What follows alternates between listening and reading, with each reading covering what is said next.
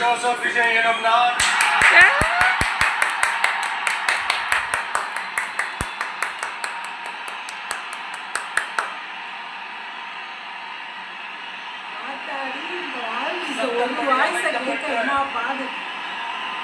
இந்திய அரசியல் அமைப்பின்பால்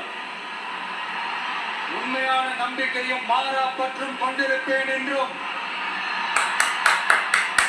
இந்திய நாட்டின் ஒப்பில்லாத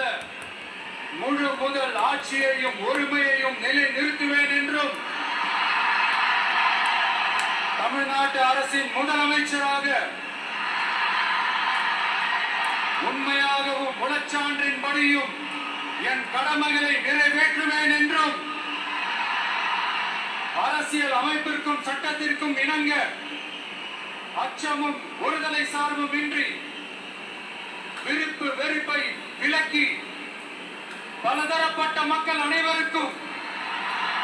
நேர்மையானதை செய்வேன் என்றும் ஆண்டவன் மீது ஆணையிட்டு உறுதிமொழிகிறேன்.